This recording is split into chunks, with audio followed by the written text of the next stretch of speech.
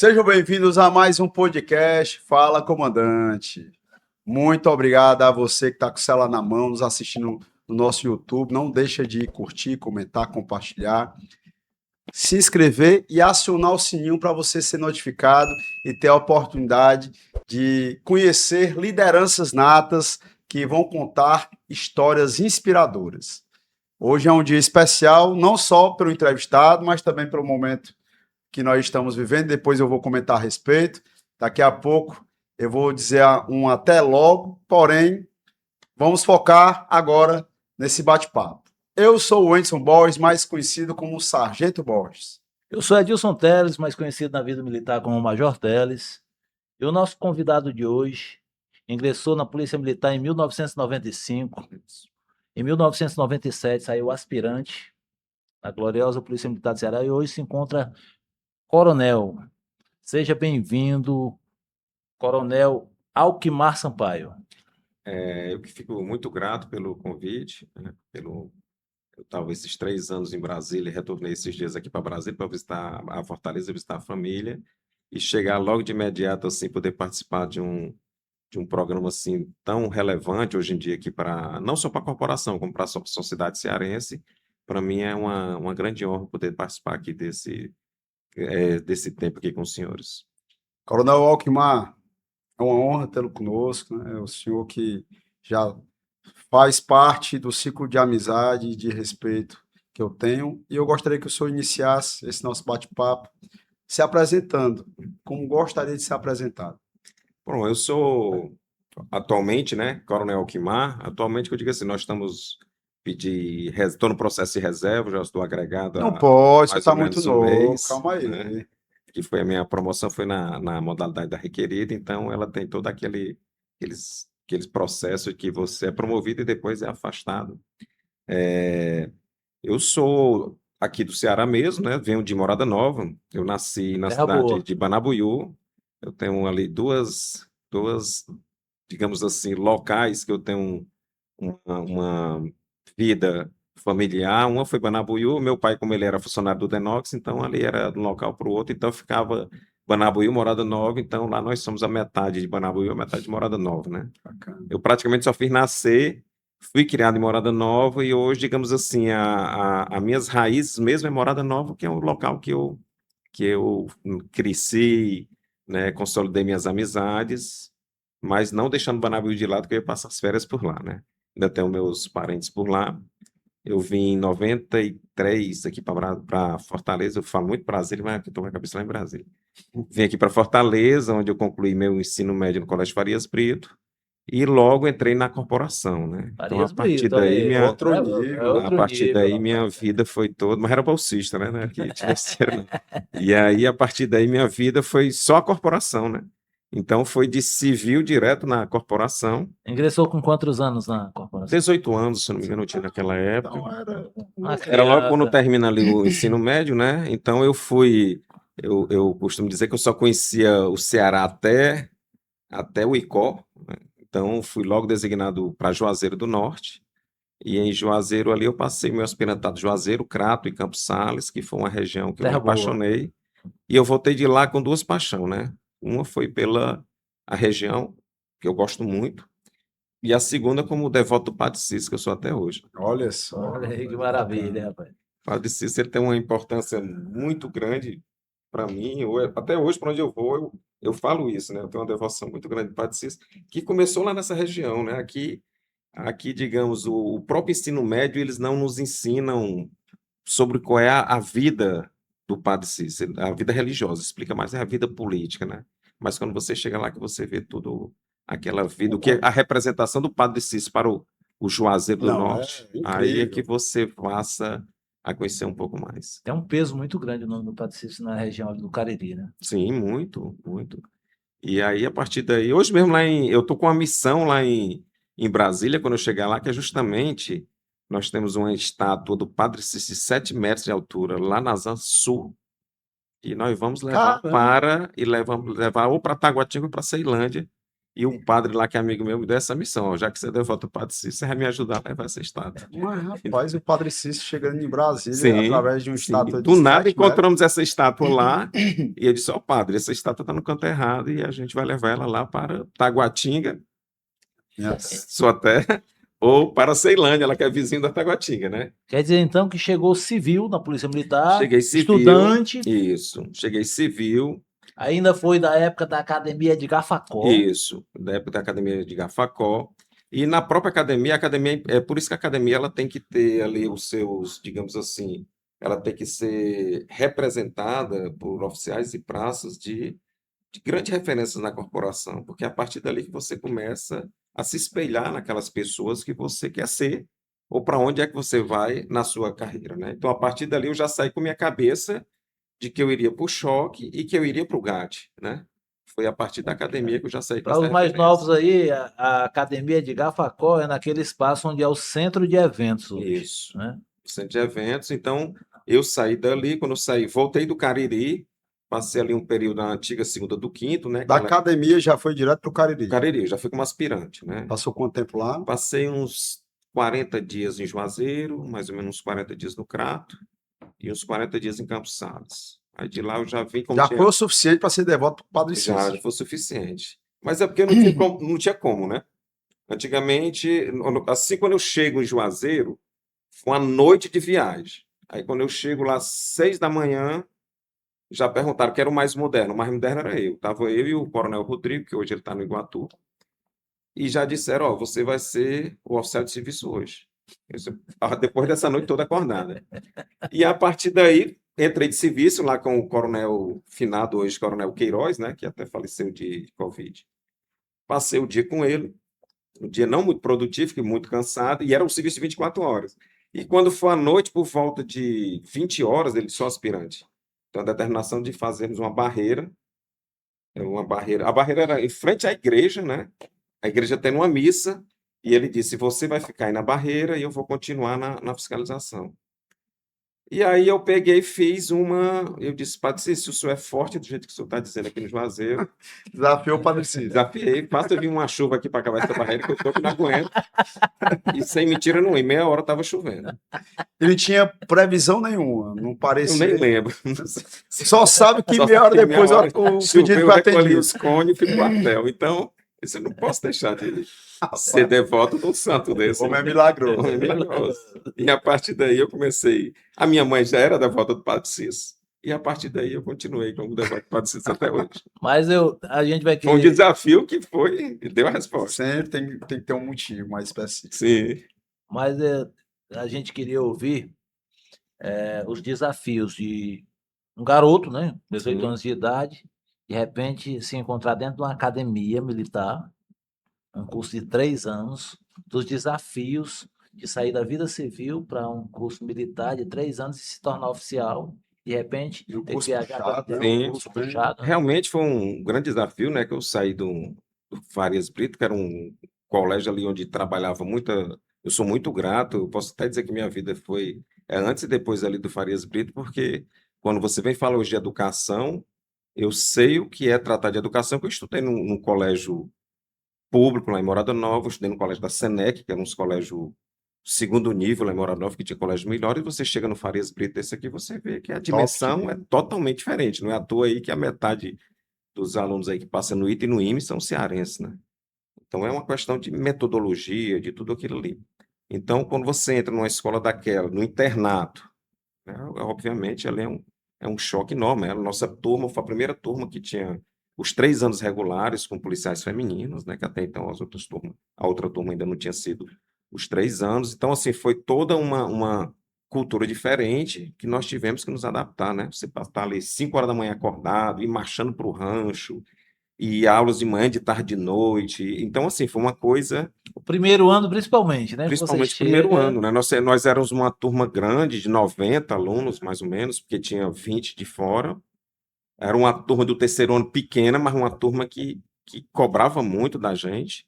Então, assim, foi toda uma adaptação, né? E você chega. Mas, assim, o lado positivo é que quem já vinha nessa nova fase, que é aquela fase que fosse o segundo vestibulado pela Universidade Estadual, quanto a disciplinas você não tinha problema, né?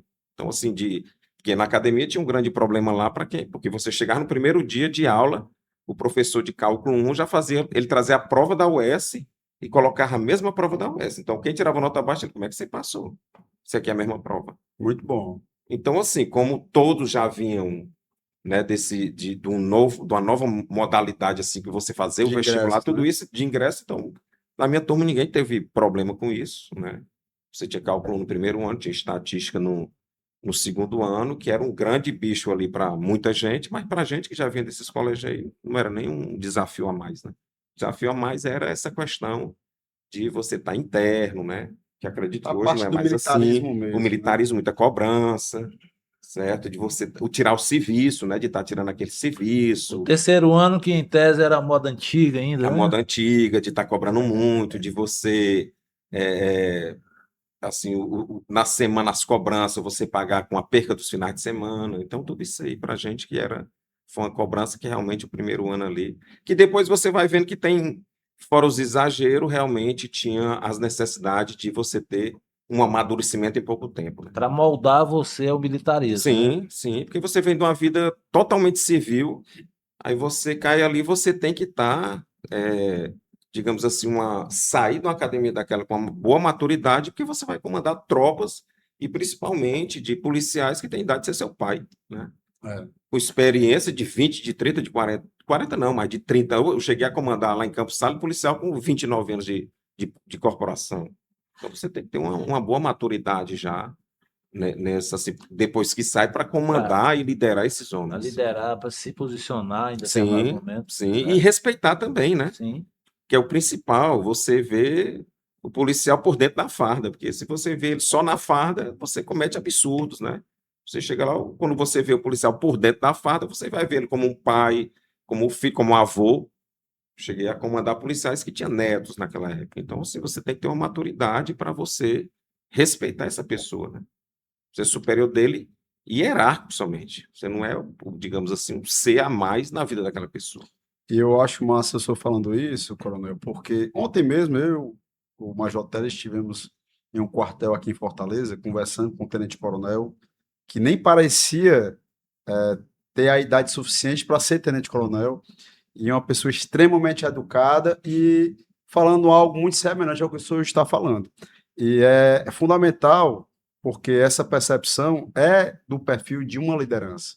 É um cargo de poder, de gestor, de conduzir não só um efetivo de homens e mulheres, mas fazer com que isso possa ser efetivo em favor da sociedade, mas para que tenha realmente um resultado condizente com o que é esperado, essa pessoa tem que se comportar como líder. E nem sempre, seja o oficial, seja o graduado que está numa viatura, seja em qualquer posição, no banco, em outras instituições, seja ela qual for, a pessoa que chega em determinado cargo, ele não consegue, muitas vezes, ter essa percepção e se tornar o que é realmente necessário, que é um líder. E eu não posso deixar de fazer um registro, se o senhor me permitir, qualquer coisa corta, viu? Quando o major trabalhava no comando geral, ele trabalhava diretamente com o nosso ex-comandante geral, Coronel Alexandre Dávila, que foi o 01 que participou do nosso podcast. Então, mandar um abraço para ele, Sim, uma pessoa na qual eu tenho Abraço aí, o grande Coronel amigo. um Alexandre, absurdo grande respeito. E eu nunca esqueci quando a época Major Alckmar falou, quando nós chegamos lá sem marcar é, uma audiência, uma reunião com o comandante-geral, e ao mesmo tempo tinha um deputado chegando. Aí perguntou para a recepcionista, ele marcou, apontando para o deputado. Não, então o comandante não vai receber. Os meninos aqui ele vai receber porque eles aqui é a voz da tropa. Então, é necessário, tal. Então, ele sempre teve esse cuidado, juntamente com o próprio Coronel Alexandre, de nos escutar como lideranças da base, obviamente fazendo um filtro devido, mas não só escutando e buscando resolver, né, seja gargalos individuais, regionais, ou da tropa de maneira geral. Então, nos últimos 7 anos e meio que eu tenho na diretoria executiva da Aspra, eu posso validar não só a sua autoridade e liderança, como também do próprio Coronel Alexandre Dávila, que teve todas as boas intenções em favor da corporação são pessoas nas quais eu tenho uma admiração e respeito. Então, não poderia deixar de fazer esse registro, Coronel, porque, infelizmente, nem sempre, seja o comando, né, do primeiro escalão, Isso. ou às vezes comandos mesmo de unidade, não ter essa percepção, essa empatia, e compreender que quando você tem essa atitude, você ganha a tropa. Sim, E sem tem sombra de resultado. Liderar pelo exemplo. Sim, Eu sempre uso muito esse termo. a questão da liderança, ela é um exercício, né? E a gente tem que buscar a liderança e ela começa em você entender quem está ao seu lado, de que essas pessoas cresçam com você. E quanto mais quando a gente vê a dívida da nossa corporação, a Polícia Militar. Não sei qual é a efetivo hoje, mas na época do Coronel Alexandre tinha uma média de 20 mil homens. Hoje é 23.450. Pronto, então, assim, E tem 1.400 se formando. e você tem que exercitar isso quando você está nessas funções de comando, né? Então, quando fala do Coronel Alexandre, que é um grande amigo, que até hoje a gente tem uma relação de amizade muito boa, sou muito grato. O Coronel Alexandre também apostou muito na minha carreira. E ele também sempre buscou fazer isso, né? De respeitar os policiais de qualquer grau, também da mesma forma que ele cobrava o feedback daquilo ali. Então, a gente trabalhou assim, tivemos uma parceria muito boa, até mesmo porque voltando aqui quando eu voltei do interior para cá, que eu passei ali um período na antiga CPRV, né? Depois, na segunda do Cunha, depois CPRV, aí eu já cheguei logo no choque. Então, o choque naquela época era local de castigo, né? Não tinha gratificação, não tinha nada. Sim. Então, não foi muito difícil para mim ir, porque eles, pô, você é um jovem oficial querendo ir para o choque.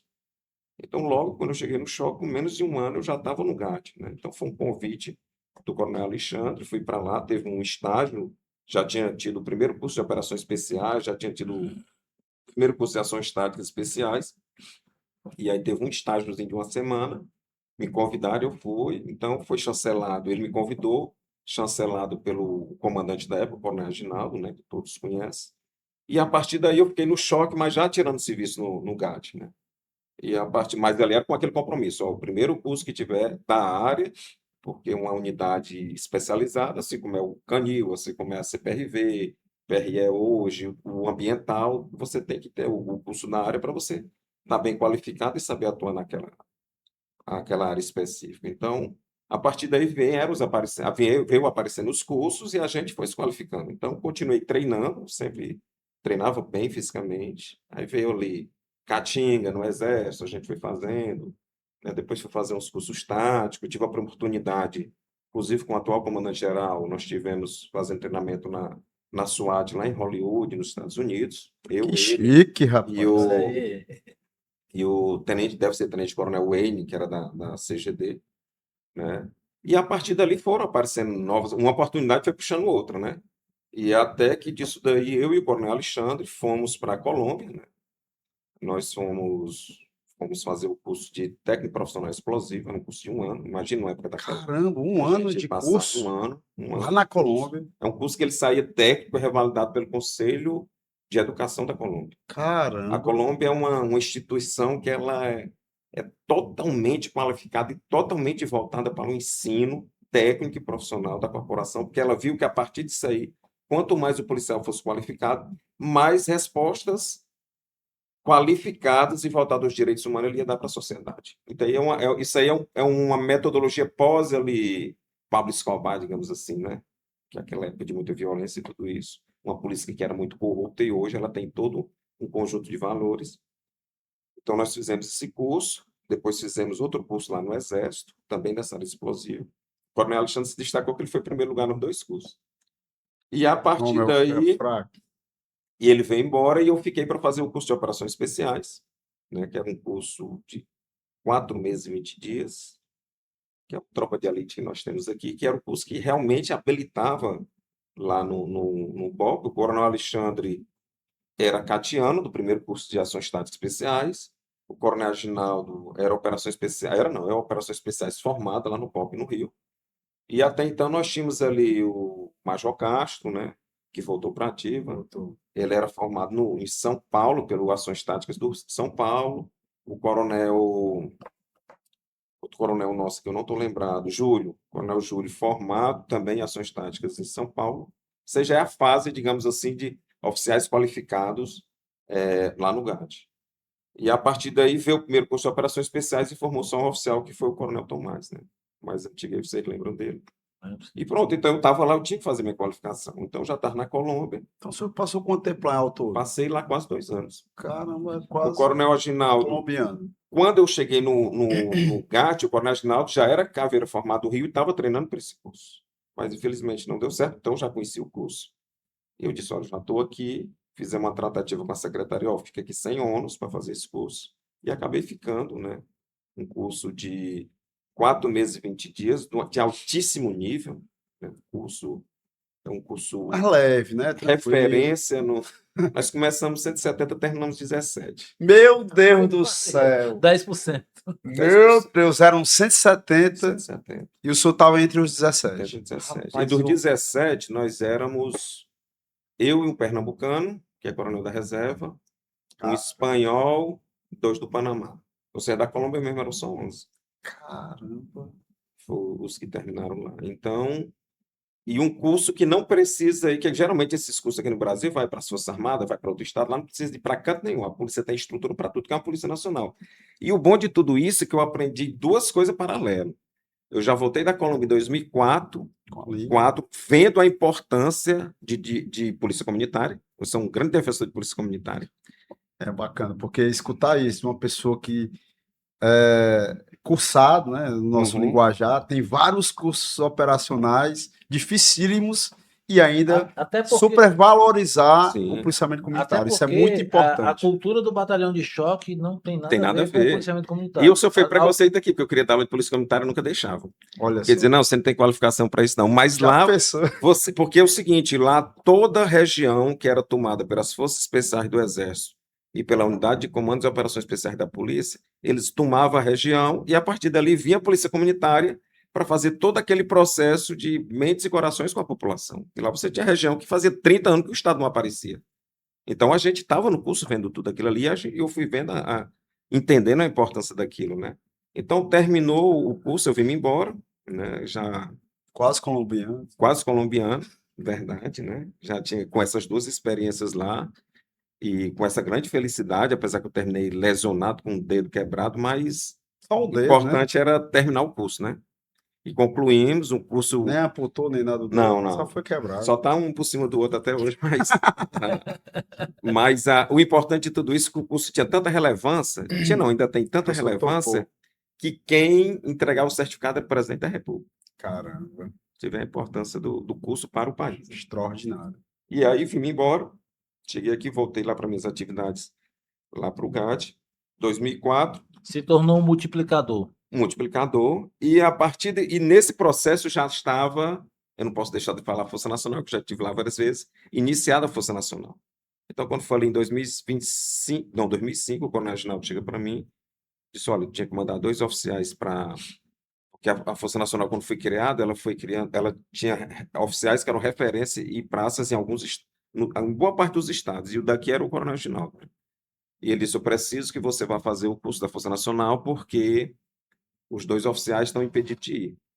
Os 2 tenentes. O capitão era o coronel Reginaldo, o coronel Alexandre estava indo fazer como capitão, e precisava de 2 tenentes, então eu fui, mesmo lesionado ali, fui ali numa enfermeira amiga minha, ela foi uma Foi logo infiltração depois que o senhor de chegou? clofenac aqui no meu pé, sim, com um mês depois. Eu cheguei em Meu dezembro, Deus isso do já foi em céu. janeiro.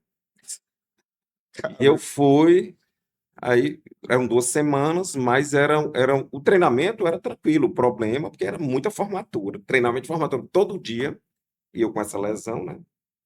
Mas aí terminei, quando terminei, o que é que foi bom disso? Porque eu encontrei alguns oficiais que eu já conhecia, de ouvir falar de fora, ou 2 que já eram formados na Colômbia, que eram instrutores lá, estava o coronel Reginaldo, e o coronel da Câmara, que hoje é deputado estadual pelo estado do Amazonas, já foi comandante-geral, um grande amigo meu, inclusive eu tive há 2 semanas atrás em Manaus por conta dele, lá no evento, e ele era major e disse, olha, já ouvi falar muito de você, porque a gente tinha um amigo em comum, e a partir dali voltei para cá, E na primeira oportunidade ele não, me levou como instrutor da Força Nacional lá na Paraíba. Que a Força Nacional, ela saiu as capacitações de Brasília, foi para o Rio Grande do Sul, depois veio para Paraíba. Quando chegou na Paraíba, eu fiquei indo como instrutor, passei 6 meses. Aí quando foi em julho de 2006, estourou um problema enorme lá no Espírito Santo, e aí ele convocou todos os instrutores que tinham mais experiência em tese, né, para essa operação chamada Reconquista 2 lá no estado do Espírito Santo. Então nós passamos lá 4 meses nessa operação que era de presídio. Aí eu fui comandar o pelotão de operações especiais lá, né? Então era todo dia em presídio, foi uma coisa horrível, porque era um sistema totalmente, assim, sem governança, contanto que veio uma equipe de Brasília para assumir a Secretaria de Justiça na época, de lá. A Força Nacional retomou todo o presídio tirou a Polícia Militar, só ficou agente penitenciário na época e a Força Nacional.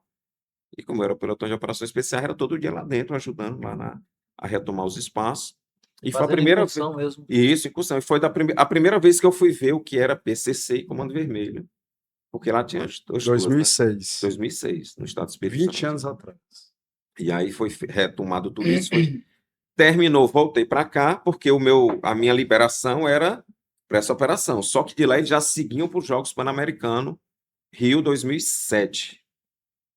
Os Jogos Pan-Americanos e Pan-Americano. Eu disse, não, minha missão é vir para cá. Mal cheguei aqui no Ceará, já ligaram, ó, tem que ir para os Jogos Olímpicos. Por quê? Porque na época, a expertise de especialista explosivo era da Polícia Federal, com os peritos da Polícia Federal. E precisava alguém das PMs também na Força Nacional. E aí me ligava e disse, olha, eu não tenho poder de ir para lá agora, ainda mais que eu cheguei de uma missão há pouco tempo. Eu disse, não, isso é questão de Estado, então ligaram do Ministério da Justiça, o governo liberou na época, aí eu já voltei para os Jogos 3 meses depois. Você não gostou muito Já de estava- trabalhar aqui no Ceará, não. Não é querer ficar só pelo mundo. Não, mas como eu lhe disse, foi assim uma oportunidade de que uma coisa foi puxando a Eu outra, sei, né? eu falo assim brincando. Você imagina, na época daquela você ter especialista explosivo. É. O coronel Alexandre não pôde ir, porque ele já estava ele era o subcomandante do GAT. Então, não criou impedimento para mim ir. Eu fui, aí trabalhei os Jogos Pan-Americano e Pan-Americano, né? Que foi outra aprendizado, porque nos Jogos Pan-Americano me deliberaram para trabalhar com uma equipe do Departamento de Estado norte-americano, e eu passei todos os Jogos Pan-Americano e Pan-Americano com uma equipe de 6 americanos, fazendo precursões dos jogos, dos locais de evento onde os americanos iam jogar. Então a gente ia ali 2 horas antes, eles faziam uma análise de risco para ver se tinha algum atentado, alguma coisa, e formar a equipe de segurança, e a gente já partia para outro. E a partir daí, mas era porque eles falavam espanhol, eu falava espanhol fluente, então foi uma coisa ali ligando a outra, né? E a partir daí ajudei a montar um protocolo muito interessante. Era um protocolo que envolvia a parte de explosivo e a parte de varreduras radiológicas, que já era os comitês internacionais já cobravam isso. Então a gente, junto com a Comissão Nacional de Energia Nuclear, a gente fez esse protocolo lá no Rio de Janeiro. Eu, mais 2 ou 3 da Polícia Federal, e o restante eram todos engenheiros nucleares, né? Os caras com altíssimo nível de conhecimento dessa área. Montamos tudo isso e a partir dali terminou os jogos, retornei para minhas atividades aqui, né? Aí já fui trabalhar aqui diretamente, já tinha passado pela área a parte tática do GAT, já tinha buscado um bom conhecimento na área de negociação e gerenciamento de crise, que nós tínhamos muito problema aqui nessa época. Ainda tem até hoje, né? Faz cada vez mais, digamos assim, quanto mais agrava os problemas de saúde mental, mais aparece esse tipo de ocorrência. E aí o coronel Alexandre disse, agora você vai organizar o esquadrão de bomba. Nosso esquadrão de bomba tinha eu e o coronel Alexandre com altíssimas qualificações e o restante ali era mediano. Então, fui ali num curso que eu acredito que ainda deve existir aqui, chamado CPEP, que é um curso na área de eletrônica, eletrotécnica, essas coisas todas. Sim. E consegui ali uma bolsa de 50%, cheguei para a minha equipe lá e disse, a partir de agora vocês vão lá fazer sua inscrição, vocês vão fazer o curso. E eles disseram que não iriam, que era muito difícil, fazia um tempo que não estudavam. Mas eles tinham que bancar. A bolsa de 50%, que eu consegui 50%, Aí né? eles bancavam o resto. Bancava o resto.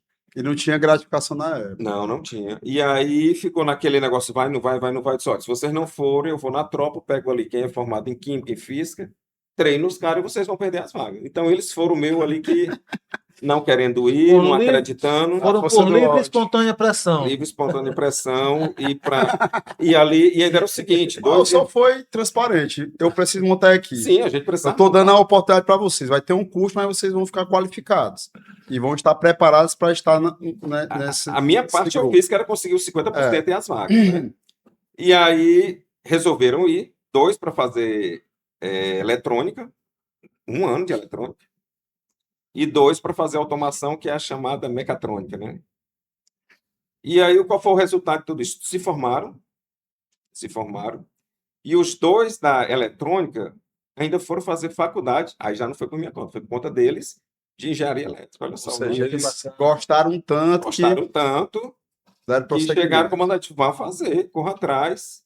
É igual o Infelizmente, um morreu, faleceu num acidente, que era o Oliveira, né? Que chamava. Eu não posso nem dizer o apelido dele aqui. Pode. Era Bin Laden, né? Que chamava Era. Bin Laden. Oliveira Bin Laden. Ele faleceu num Deus o acidente, tenha. saindo de serviço, faleceu num acidente com um ônibus. E o outro era o Vaz, que hoje já é formado até em educação física, né? Olha aí. Comandante, mas é interessante o que o senhor falou. O senhor fez vários cursos, né, os mais tops, tanto dentro como fora da Polícia Militar, e o senhor voltou para exercer a função. Antigamente, acho que o senhor recorda, existia a cultura de um oficial, muitas vezes por meios próprios, ia para os Estados Unidos, fazia um curso lá da SWAT, chegava aqui e colocava ele para trabalhar na antiga DP, que hoje seria CGP, no serviço administrativo. Acho que o senhor recorda Sim. dessas situações. E o com senhor certeza. teve o privilégio de exercer né, a função dentro dos conhecimentos que o senhor adquiriu. E Sim, se e fui tornar, organizando, né? Fui se organizando. tornar um multiplicador. Sim, contanto que esse esquadrão antibomba nosso hoje é um dos melhores do Brasil. Eu acho que se a gente só ficar atrás aqui de Brasília, São Paulo e Rio, não é por conhecimento, é por questão de equipamentos. Né? Porque a partir disso dali, como eu já estava naquela equipe lá dos Jogos Tem muito a Pan-Americanos, ver com robótica, né? sim, Muitas vezes o contato não tem muito nem o contato conhecimento, humano, né? Em isso. algumas situações. E a partir daquilo ali, quando foram comprar, aí mais à frente foram comprar os equipamentos para os Jogos Olímpicos, ou os Jogos para o Mundial de Futebol, né? Primeiro veio a Copa das Confederações, depois o Mundial de Futebol, de 2014. Foram comprar os equipamentos, lembraram de mim. Eu fui fazer parte da equipe que foi montar o que seria importante. A equipe já dentro da Polícia Federal, mas o dinheiro, como era da Senasp, não era da SES, né? Secretaria de Grandes Eventos. Ao que mal veio nos ajudar, fui para Brasília, passei lá uma semana, não, 10 dias. Compramos equipamentos e o estado do Ceará, que era um dos estados que teve jogos, tanto a Copa das Federações como a Copa do Mundo, veio que os equipamentos, que é o que tem até hoje. Eu acredito que depois disso nunca mais compraram nada. Né? Então, assim, todo esse material. E o que é que foi bom? Que a partir dali eu fiquei coordenando uma comissão nacional antibombas, que o objetivo era padronizar os procedimentos técnicos e operacionais das unidades antibomba de todo o Brasil, PM, PC e PF, de todo o Brasil, né? E olha que era junto lá, PM, PC, PF, que às vezes as instituições não se integram, mas para isso a gente era bem integrado. Ela só parou porque depois eu tive que voltar, né? Nisso aí voltar ficou na mão de um de outro e não acabaram que nunca concluíram. Mas nós chegamos ali a 70% das atividades dessa comissão. E com isso, digamos assim, foi bom que eu saí treinando as unidades antibomba do Brasil todo, que tinham. O Paraná já estava bem organizado, mas muitas não estavam. Fui no Pará, fui em Pernambuco, a região norte ali quase toda, rodei ali dando esses treinamentos, né? Nessa questão de antibomba, e fomos trazendo um conhecimento que era pouco conhecido ainda para as unidades do Brasil e que já estava aparecendo esses roubos a banco com uso explosivo, né? Então, assim, pelo outro lado, né, a gente teve que dar toda essa ajudar as outras corporações, as co-irmãs, nesse tipo de conhecimento. Na verdade, nos últimos anos, né, essa modalidade de crime ela deu uma diminuída aqui no Ceará, né? Porque estourar a agência bancária virou moda durante o período Sim, aí. teve um período que. E nós pegamos aqui muitas ocorrências complicadas, né? Eu me lembro que algumas eu tinha que ir, mas até com o Coronel Alexandre, que mais complicado, o pessoal ainda não estava com esse nível que está hoje. E a gente chegou a encontrar artefatos bem avançados para aquela época, entendeu? Que aí a gente eu ficava ligando para um e outro para ver, ó, vocês conhecem esse tipo de artefato? Hoje não, porque a gente já tem um grupo de WhatsApp expressivo para quem é da área explosiva, e você coloca ali a foto e pergunta, alguém conhece algum material desse aqui no Brasil? e rapidamente alguém já responde, né? Ah. E também por a questão de WhatsApp, hoje eu tenho contato com o pessoal da Espanha, tenho contato com o pessoal da Colômbia, do Peru. Quando não encontro aqui, eu mando para lá e alguém, com os americanos também, que eu fiz curso com eles na área de rastreio de armas e explosivos, né? E perícia pós-explosão, então O senhor manda continua mensagem. mantendo contato com eles? Eu ainda mantenho, é uma área que eu já estou migrando para uma área acadêmica, mais de estudo, né? Eu estou indo para a reserva, estou agregado. Mas essa área de explosivo, ela ficou como uma marca que até para não sair é difícil, porque agora quando eu estive em Manaus, O senhor é uma coronel, o senhor não veio mais. referência no assunto. Isso, segunda-feira eu estou dando uma aula lá no curso de operações especiais daqui, que já envolve isso também, né? Apesar que eles vão ter um módulo, mas eu vou falar ali meio que ameaças híbridas nas Américas, e dentro das ameaças híbridas você envolve a parte do tipo de crimes que está aparecendo no continente americano e em torno, que se impactam no Brasil com essas facções criminosas, e o que é a ferramenta que utiliza. Então, quando o terrorista ele vai utilizar ou explosivo, ou uma substância química, biológica, radiológica, nuclear, que eu também me especializei nessa área, né? Porque é um conjunto, né? Você vai para o explosivo, você se especializa também na análise de terrorismo. Ele vai se subdividindo. Sim, porque você vai ver o método terrorista. O emprego é com o quê? Com explosivo ou com uma substância química, biológica, radiológica, nuclear. Vai ser com alguma coisa dessa daí. Aí você vai somando tudo. Então, quando você vem dar um curso de altíssimo nível, como um COESP desse, você traz esse tipo de conhecimento. Porque aí já você não vai dar uma coisa básica num curso básico, porque já o conhecimento já é muito ampliado. Existe um curso geral sobre explosivos e você vai se especializando. Aí você vai aumentando os níveis. Aumentando o nível. Isso, você vai aumentando os níveis. Porque, por exemplo, a cada 2 anos eu ainda volto na Colômbia. A cada 2 anos eu estou lá.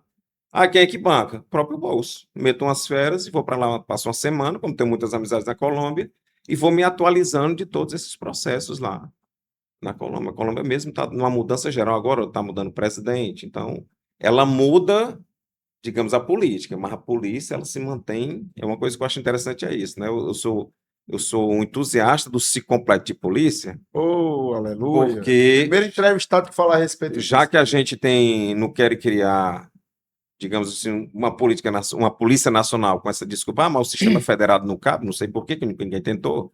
Então, o ciclo completo de polícia fica com essas brigas, não pode, não quer, quer dizer, não é nem que pode, que não querem, e quem perde é a sociedade. Então, quando você chega numa polícia nacional, como a Colômbia, Peru, Bolívia, que você vai ver a resposta que se dá ao cidadão, que você tem um ciclo completo. Quantas e quantas vezes eu vi isso lá na Colômbia, que você chega da perícia ao rabecão, a tudo mais na mesma corporação, uma coisa que funciona.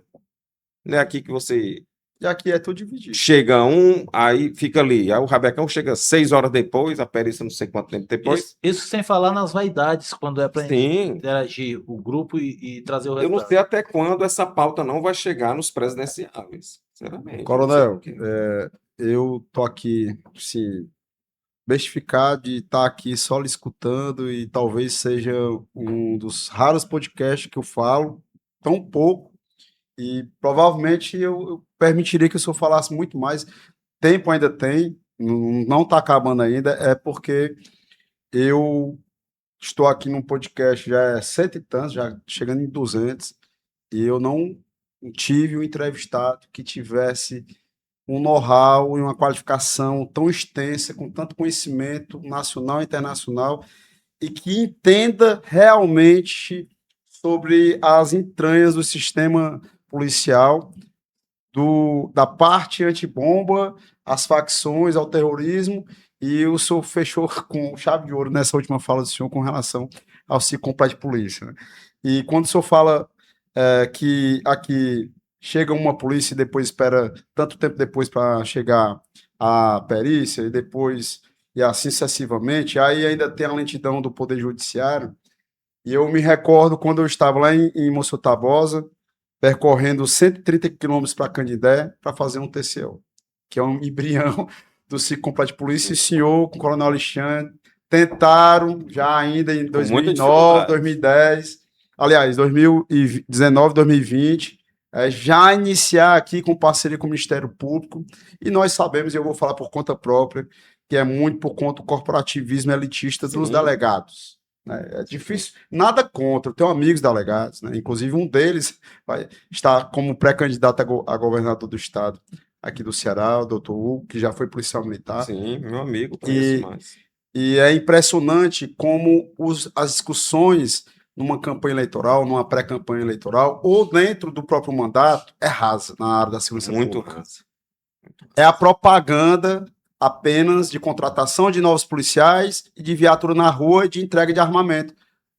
Não é só isso, pelo amor de Deus. E segurança isso pública. daí eu vejo, pois, que é por isso que o estado do Ceará está no que está.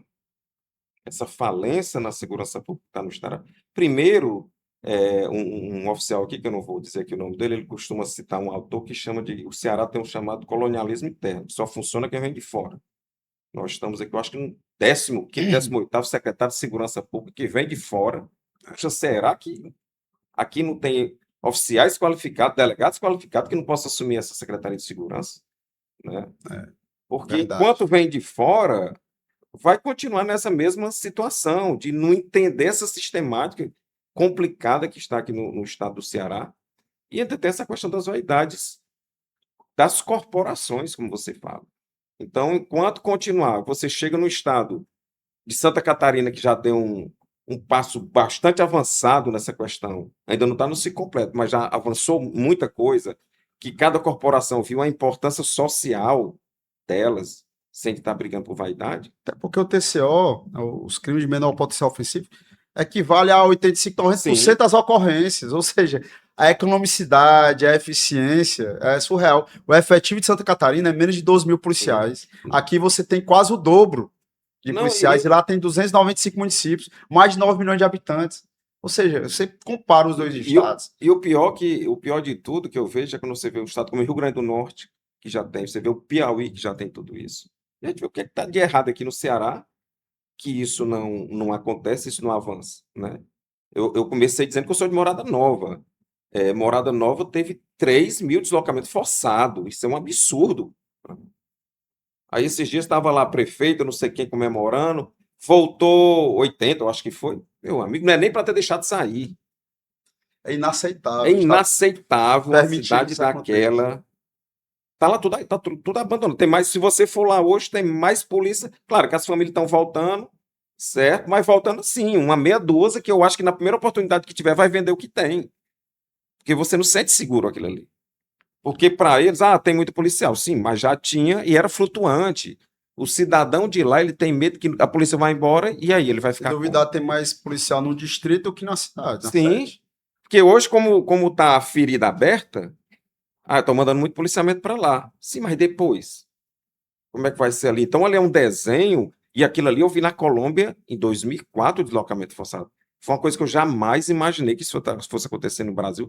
Talvez ali pelo Rio de Janeiro, devido à situação de domínio daquelas áreas por conta daquelas facções, mas no Ceará e lá em Morada Nova, lá na minha cidade, tá certo? Então, assim, é algo que foi começando aos poucos, não tomaram providência. A própria prefeita, eu falei com ela 3 anos atrás, lá em Brasília, me apresentaram a eles, prefeita, veja essa situação, nunca nem me ligaram. Falei para um, falei para outro, falei para o comandante-geral, o coronel Márcio era o comandante-geral da época. Porque na época do coronel Alexandre, ele implementou um policiamento lá, não tinha efetivo, ele estava trabalhando para colocar lá um policiamento fixo. O tenente que comandava a cidade disse, coronel, eu não tenho condições de fazer isso agora, me dê mais um tempo. E aí foi quando ele saiu, falei para o coronel Márcio, né, coronel, a situação lá é complicada, tiraram o policiamento de Morada Nova lá do Iraponga, né? É para deixar claro para o internauta, a audiência da TV Metrópole. A gente está falando de Morada Nova, que é a cidade, e tem um distrito que Dá uns 20 quilômetros da sede, qual é o chamado nome? Iraponga. Iraponga, porque sempre eu esqueço, né? Iraponga. E esse distrito, inclusive, é matéria nacional.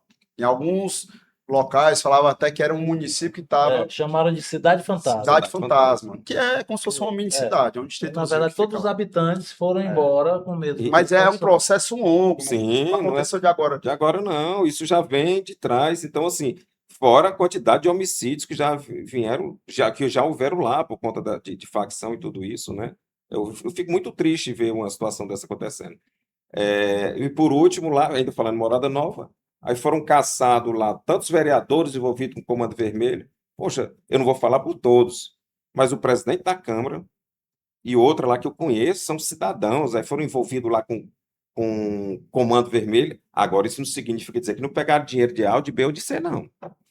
Porque hoje em dia é tudo que é canto dessas facções, é emprestando dinheiro, é isso, é aquilo outro. E eles estão infiltrados em todas as Sim, áreas, em todos os Não poderes, não tem na política e isso. outros Então, poderes assim, não também. tem um lugar melhor para se lavar dinheiro que na política. não tem. Não tem. Não, e assim, principalmente nesses interior aí que fica difícil. Então, assim, quando você tem uma facção. Eu me lembro quando minha última função aqui no estado do Ceará, antes de ir para Brasília, foi chefe de gabinete da Casa Militar, mas antes a gente já vinha fazendo um estudo. Na época a gente pensava até que o Coronel Alexandre fosse ser comandante-geral, ou secretário de segurança, ou ele, ou o Mauro, da SAP, né? Pensava que um ou outro, ou os dois. Inclusive, Seria muito eu bom. torcia que fosse os dois junto, né? Assumisse ali um de 01, outro de 02, que eu acredito não estaria numa situação dessa. Muito pelo contrário.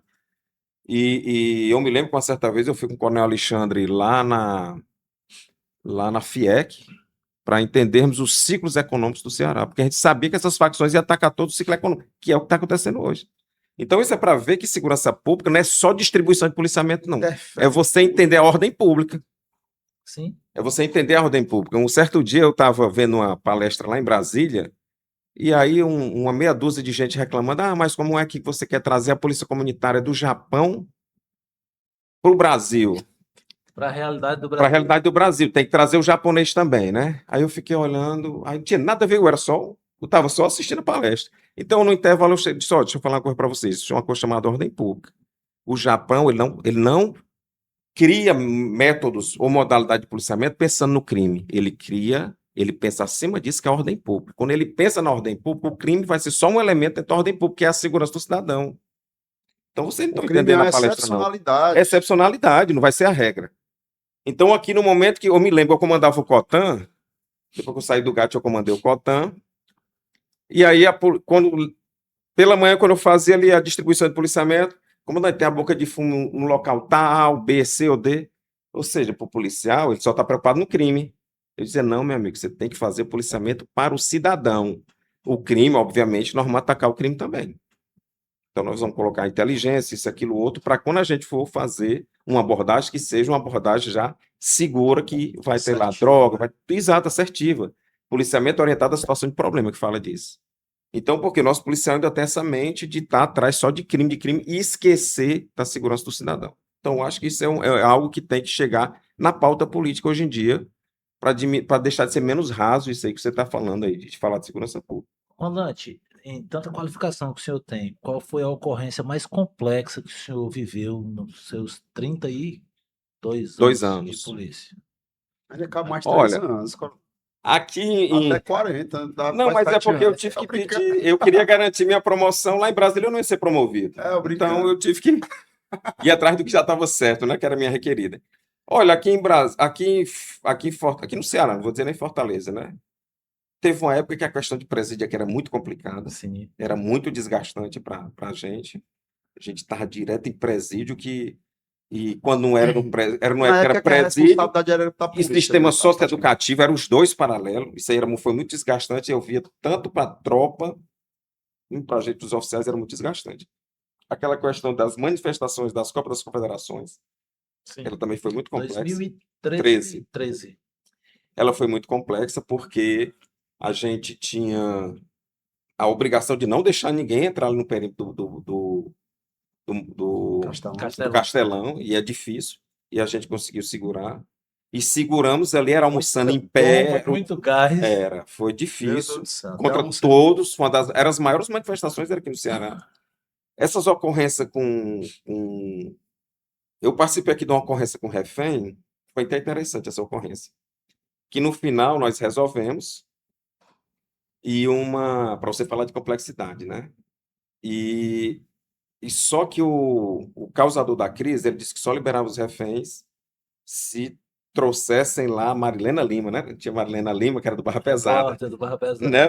Mas, rapaz. E foi o que eu disse: não, nós trouxemos o primeiro que eu vi fora, que era um fotógrafo, ele com uma câmera grande. Eu disse: não, levei lá e coloquei no local privilegiado para o causador da crise ver. E ele tirou a fotografia e colocamos ele para fora. Só que esse indivíduo resolveu a ocorrência No outro dia, colocou na primeira página do Jornal O Povo. Ele não, o Jornal O Povo colocou. Fotógrafo negocia crise e libera refém. Mas, rapaz, é muita Foi. gatice, viu? Caramba. Eu até, há pouco tempo, eu ainda tinha esse jornal. E aí, eu acho que o nome mais bonito foi de imbecil, que me chamaram lá pela secretaria. Que foi esse imbecil que deixou isso. Aí foi uma reunião, e era o general Cândido Vargas Freire, né, que foi secretário. Recordo. E foi que eu gostei dele, porque lá, enquanto o staff todo era ridicularizando o nosso papel, ele vem aqui você primeiro da reunião. Foi o que aconteceu, eu contei tudo o que aconteceu. Pronto. E Primeiro aí tem que ele disse, escutar não, a você sua tá versão. certo. Aí, à tarde, houve outra reunião, chamaram o pessoal do Jornal O Povo, e não, realmente, a gente errou, tal, não sei o quê. Se retrataram? Não, no jornal não. Se retrataram só lá na reunião. Mas o que é interessante é que depois todo mundo ganhou medalha, menos eu e minha equipe. Caramba, rapaz. Vários que estavam na ocorrência, no lado de fora, nem participaram. Teve uma solenidade lá e eu disse, olha, o castigo ainda está. Polícia Militar. E essas ocorrências com Mas a Polícia explosivo. Militar é mestre nisso, em pegar o herói e deixar na Eu me lembro que mão. outra vez eu fui para uma ocorrência de explosivo, eu e o Coronel Alexandre, rapaz, a gente não tinha equipamento de nada e era tudo, nessa época, era tudo, digamos assim, adaptado, né? Arcaico. E a gente fez uma contracarga, sabia que era contra-carga ia explodir, mas, meu amigo, como a gente não tinha equipamento, quase que a gente pegou fogo, eu e ele. Meu Deus. Ainda queimou aqui os cabelos, os poucos cabelos que tinha no braço. Porque o equipamento que a gente tinha não aguentou a temperatura e passou, e eu pensei que ia segurar. Então, assim, essas ocorrências daqui. Aí de Força Nacional e tudo mais, essas ocorrências lá do Espírito Santo foi muito complicada, né? Primeiro porque, como eu disse, foi a primeira vez que eu vi facções, né? PCC, Comando Vermelho, e além disso, a insalubridade, eram muito presos os detentos com tuberculose, com AIDS, era assim, um negócio altíssimo que eu nunca tinha visto. Os daqui não era, tinha doentes, mas não daquele jeito, né? E agora eu estava no norte, não que era ocorrência propriamente dita, né? Mas quando eu ia lá para Tabatinga já é na fronteira Brasil, Colômbia e Peru. Você pegava mais 3 horas de barco, aí você vai lá para a fronteira mesmo, onde está o crime, principalmente nas comunidades indígenas, né? Claro que a gente ia com o policiamento local, mas a lancha não era blindada, o armamento era mediano, e acaba sendo umas ocorrências complicadas, porque você, no outro lado ali, você tem as Farc, que ainda tem determinadas colunas das Farc, que, assim, grupos das Farc que não desmobilizaram, na época do processo de paz. Ainda existe? Existe. Então, era muito complicado, né? Eu passei 3 anos nisso daí, então quando eu ia para Tabatinga, contanto que eu só ficava no hotel de trânsito do Exército, eu não confiava em ficar em hotel. Alguma coisa, Força Armada Revolucionária de Colômbia. É uma guerrilha que tem mais de 40 anos, 50 anos lá nesse conflito. O senhor percebeu, Major, que o coronel, ele citou aqui pelo menos 10 ocorrências e ele foi bem objetivo e pontual, porque se fosse detalhar, seria um podcast exclusivo só para pelo menos 10 ocorrências. Ou seja, ele minimizou a ocorrência extremamente complexa e foi passando uma para outra só para poder ir pontuando e mostrar, olha, não dá para citar só uma, eu vou aqui citar, mas de forma agora, bem breve. Por exemplo, quando a gente estava na Colômbia, lá a gente ia para as ocorrências. Quando chegou na fase prática, eu e o Coronel Alexandre, aí ficou uma escala de 24 para 24, e na época tinha muito carro-bomba, aí isso assustava muito. A escala era boazinha, 24 Era 24 24. E era assim, deles era 24 48. Eu digo 24 era eu com o Coronel Alexandre, que um dia ele ia e outro dia era eu. Né? Foram 3 meses de prática. E era, agora sim, quando essas ocorrências, eles não deixavam a gente entrar. A gente só colocava os equipamentos e ficava na distância de segurança. Agora, quando explodia, não. Aí a gente ia lá para fazer perícia pós-explosão com eles para aprender. Agora sim, muita ocorrência com gente morta. Né? Nessa época era um caos na Colômbia. Eles estavam passando no processo para melhorar, mas era uma melhora que ainda estava tendo ali muita coisa. Coronel, estamos concluindo aqui a nossa passagem na TV Metrópole, mas vamos já para o YouTube, porque nem que eu me atraso no meu compromisso, porque o bate-papo como é bom demais. Eu não posso deixar de falar do livro do meu irmão, grande companheiro aqui de diretoria da Aspra, uma pessoa que tem uma liderança empática, uma pessoa na qual eu tenho bastante admiração, do livro do subtenente Elisiano Queiroz, nosso presidente em exercício da Aspra, em que ele fala aqui de voluntário a presidente da ASPRA-CE, missão dada, missão cumprida, resultados extraordinários. E eu tive a satisfação, entreguei ontem para ele o meu prefácio, né? Então, eu escrevi o prefácio desse livro e tem suas 180 páginas do Elisiane e tem uma página minha também nesse livro que você vai ter a oportunidade de conhecer. Parabéns, meu irmão subtenente Elisiane, por você colocar no papel um pouco do seu legado. E agradeço a vocês da TV Metrópole. E aí a gente, para continuar ainda, para fechar, né, essa questão dos riscos que você falou, né? Eu acredito que eu seja o oficial em capacitação que foi mais a Israel. Já fui 4 vezes a Israel. Rapaz, ainda tem Israel E aí- nessa brincadeira. Meu Deus do céu. O negócio é sério, Israel é Meu, Conheço pesado. mais 2 oficiais que foram, acho que foram uma vez, eu já fui. E ano passado eu fui passar 25 dias e foram 25 dias de ataque.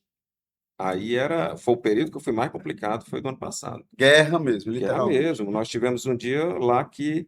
Aí eu vou ligar uma coisa com a outra, né? Como eu estava trabalhando com fronteiras em Amazônia, então por isso que eu viajava muito para a fronteira, que a gente subsidiava as operações da Polícia Militar e Polícia Civil para aumentar o policiamento da área de fronteira, né? Porque, de acordo com o artigo 20, parágrafo 2º da Constituição Federal, da linha de fronteira para dentro, 150 quilômetros é de competência da União. Então, lá está as Forças É Armadas. uma das grandes falhas que nós temos Isso, aqui. mas aí criaram esse programa há uns 15 anos atrás, que ainda vem acontecendo.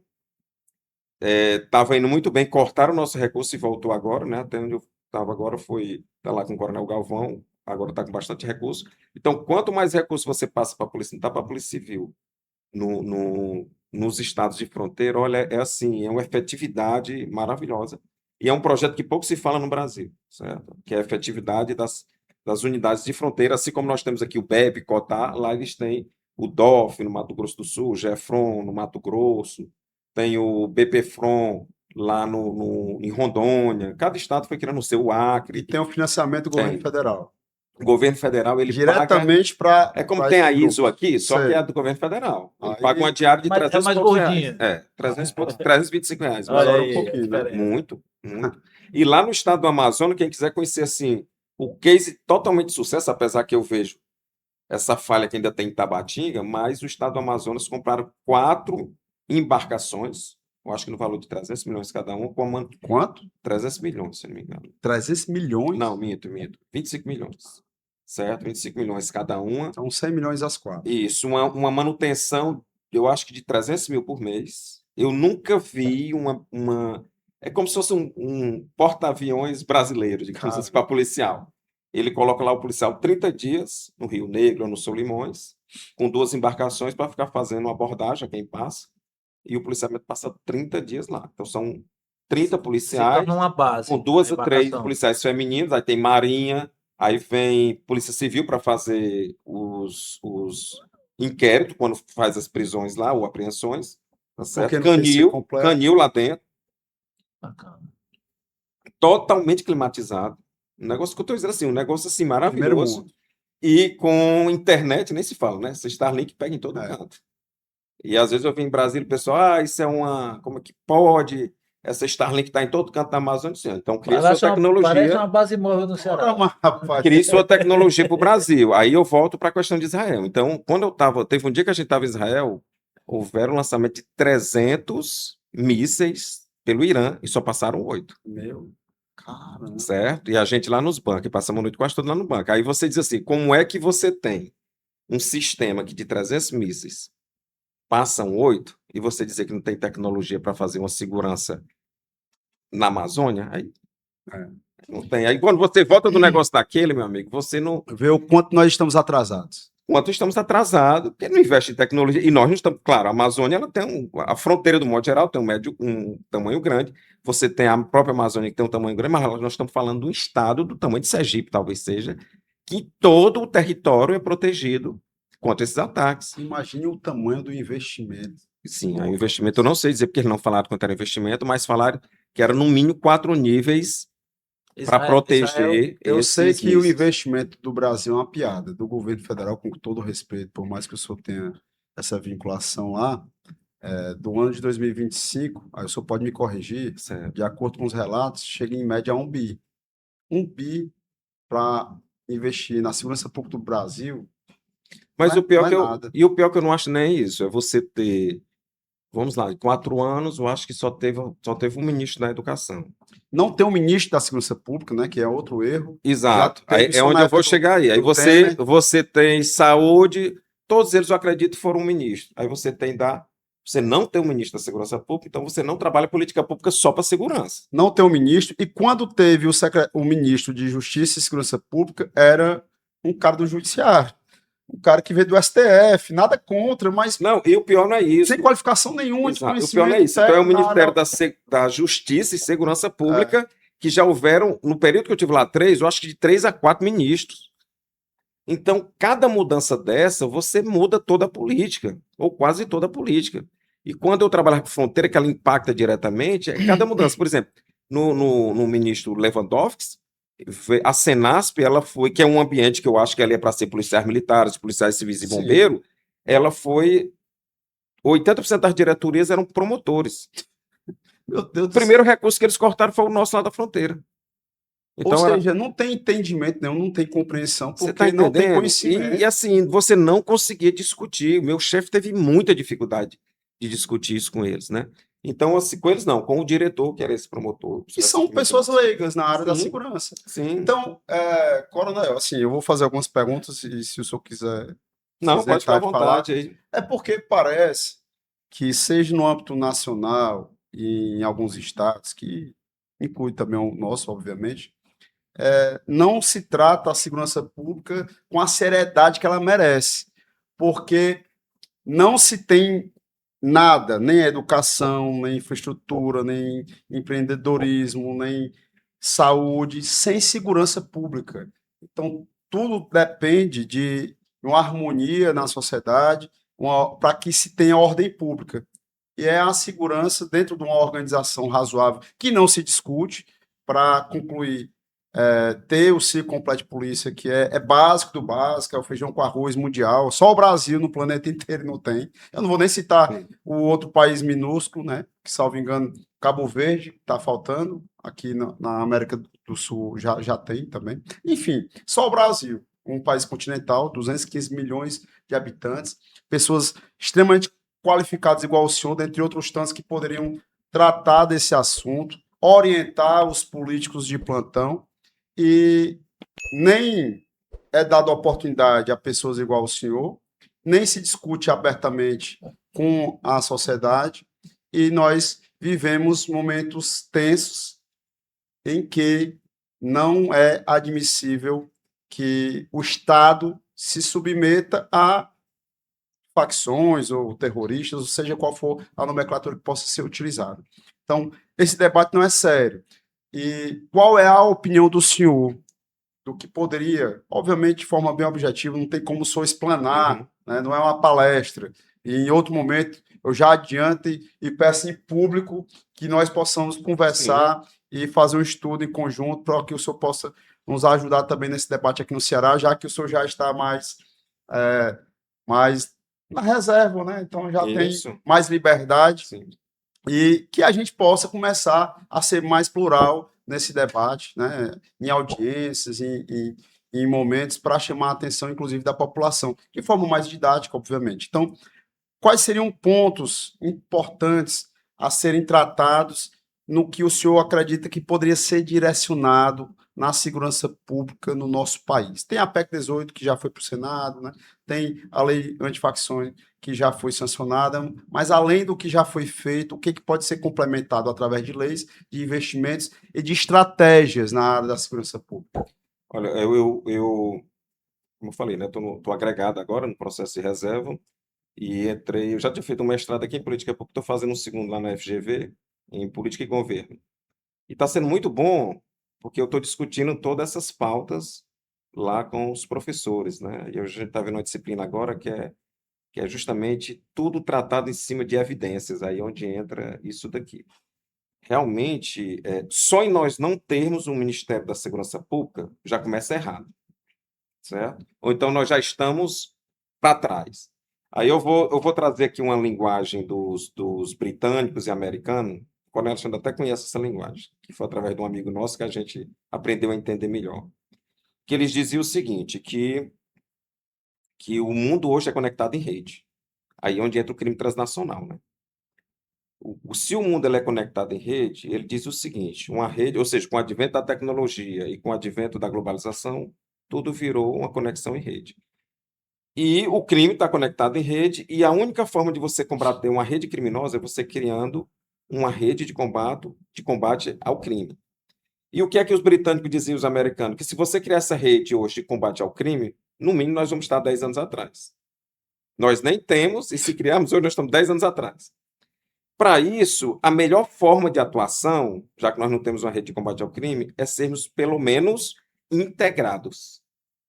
Aí é onde entra a importância da integração dentro do Estado, entre um Estado com o outro, e entre os países, entre eles mesmos.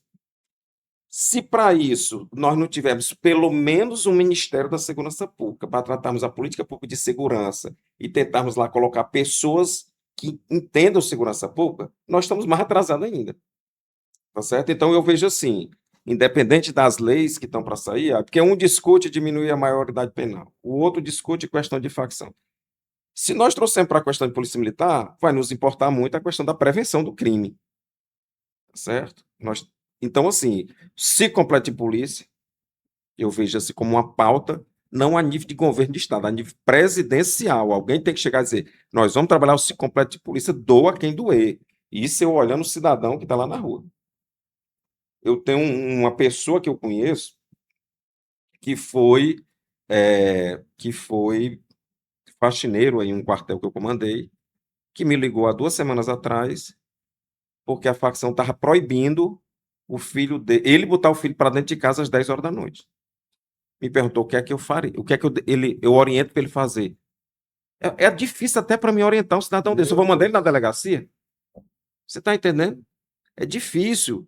O outro me liga porque o Alcoólicos Anônimos que o pai dele participa, a facção mandou fechar. É um absurdo você...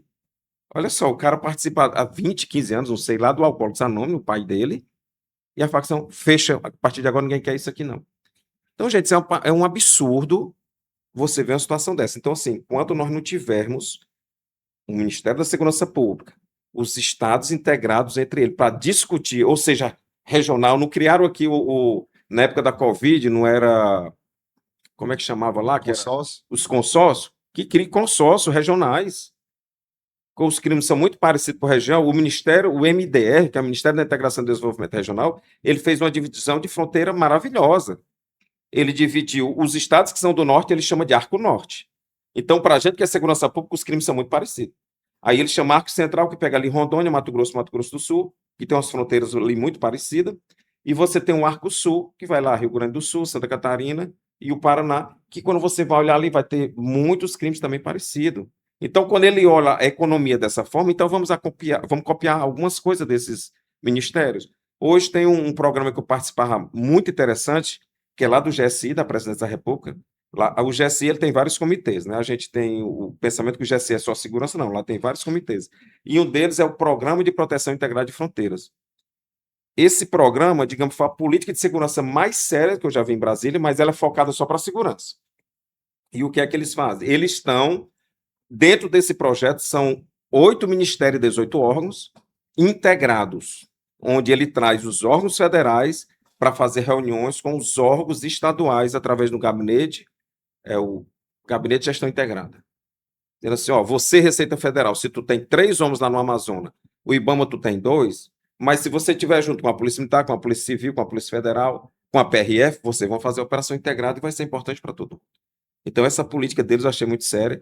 E agora eles estão na Política Nacional de Fronteira, que está envolvido o Ministério da Defesa e Segurança Pública para fazer segurança pública e defesa das fronteiras, o Ministério do Desenvolvimento Regional para fazer o desenvolvimento regional das fronteiras, Direitos Humanos com o Ministério de Direitos Humanos e a integração regional através do Ministério de Relações Exteriores. Ou seja, se você copiar essa política, ela vai seguir para várias coisas. Aí, quem é que faz, digamos, as recomendações para o Programa de Proteção Integrada de Fronteira do GSI, que também recomendou agora para o Ministério da Justiça, o TCU.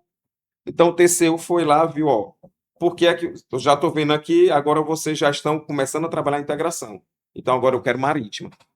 Então, houve um evento agora, porque eu tinha acabado de sair do Ministério da Justiça, mas houve um evento agora no Rio de Janeiro, só para trabalhar as fronteiras marítimas do Brasil, colocando Polícia Militar e Polícia Civil, assim como estão fazendo nas fronteiras lá.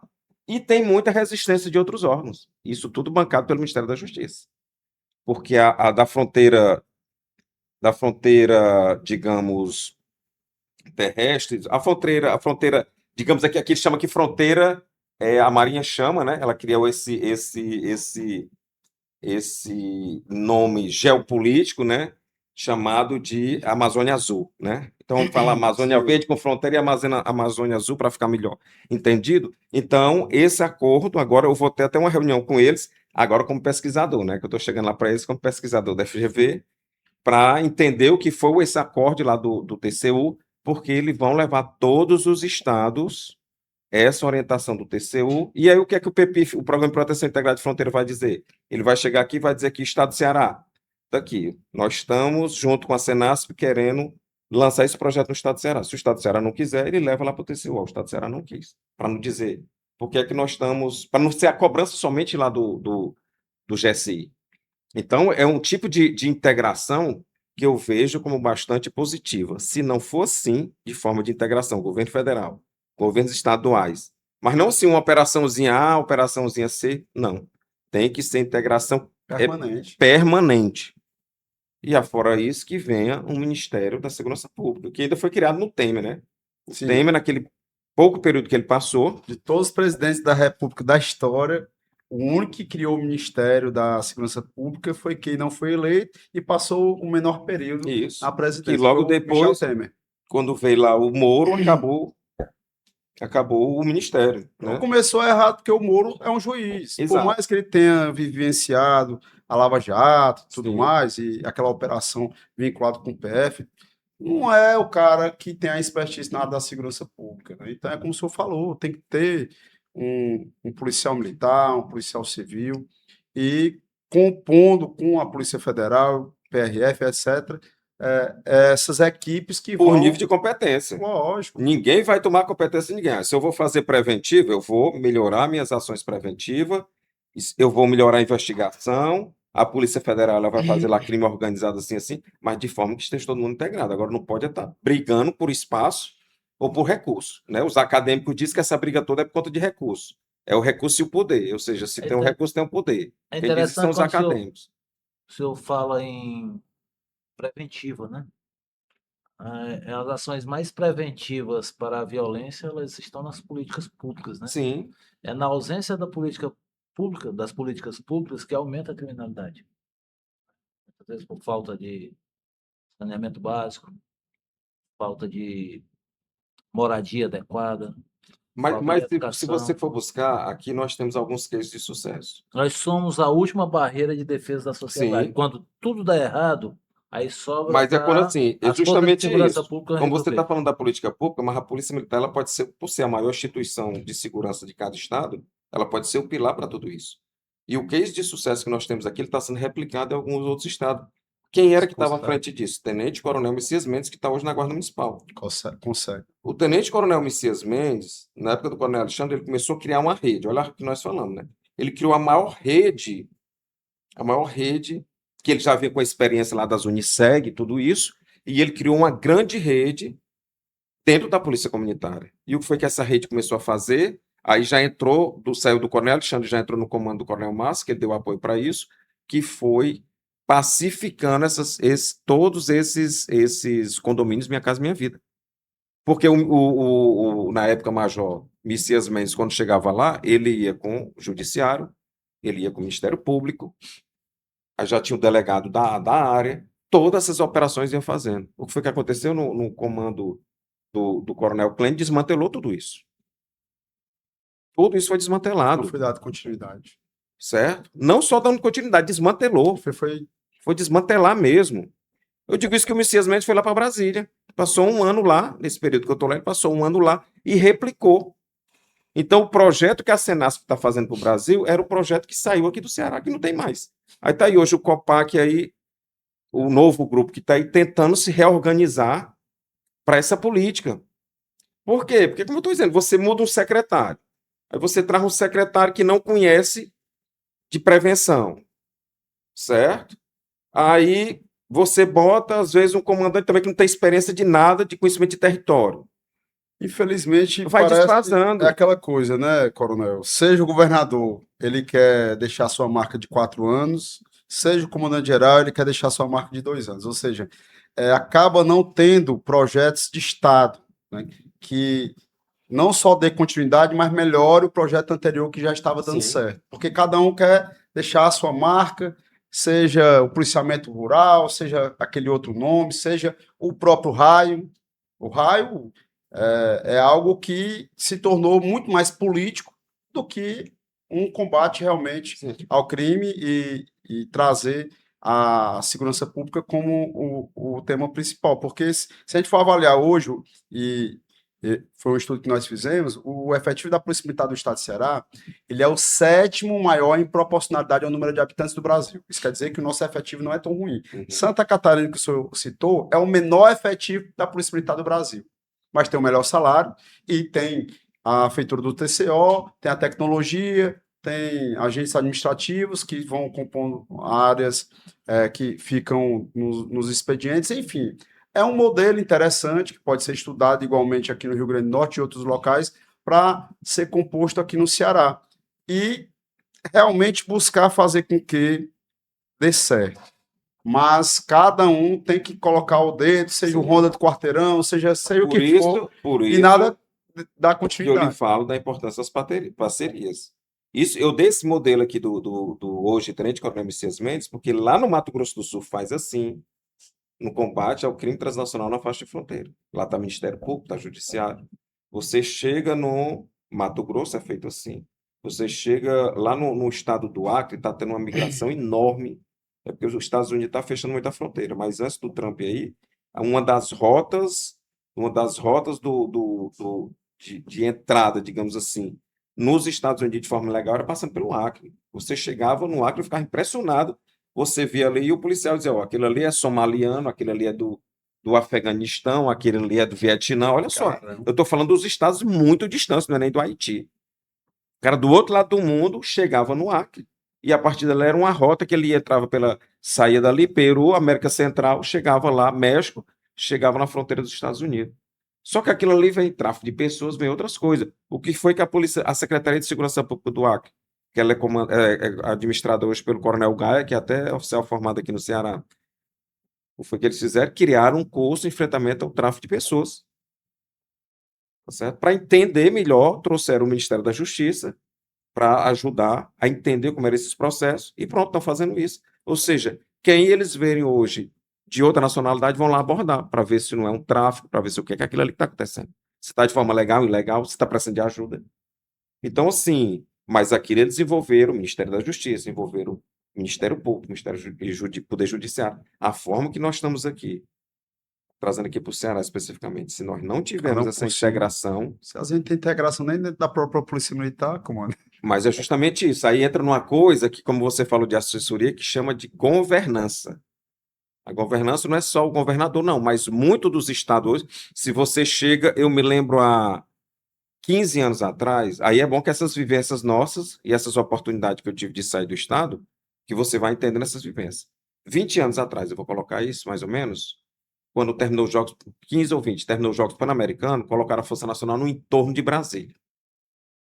Eu acredito que a cada 10 abordados lá no entorno de Brasília, que são várias cidades, né? Brasília e Goiás, 6 ou 7 respondiam algum crime. Eu fiquei impressionado com aquilo. Caramba. Era altíssimo o nível de delinquência que tinha. Hoje o pessoal está saindo de Brasília para ir comprar sítios no entorno de Brasília. No entorno de Certo? Brasília, a Brasília, responsabilidade é de Goiás. aí onde entra a governança que eu estou falando. Caiado puxou para ele a responsabilidade, junto com o secretário, e disse: ó, se o da saúde faz a parte dele, você vai fazer a sua também. Eu digo isso que eu vi o secretário de Segurança Pública falando isso em uma palestra. Então, eu estive há 2 meses lá em Goiânia, representando lá o Ministério da Justiça, em um evento sobre roubo de carga, onde saiu de 60, 70, 80 roubos de cargas anuais, ou era por semestre, agora não estou lembrado, porque é uma região do agro muito forte ali, para 10 roubos anuais, onde 8 são recuperados. Caramba. Olha a efetividade.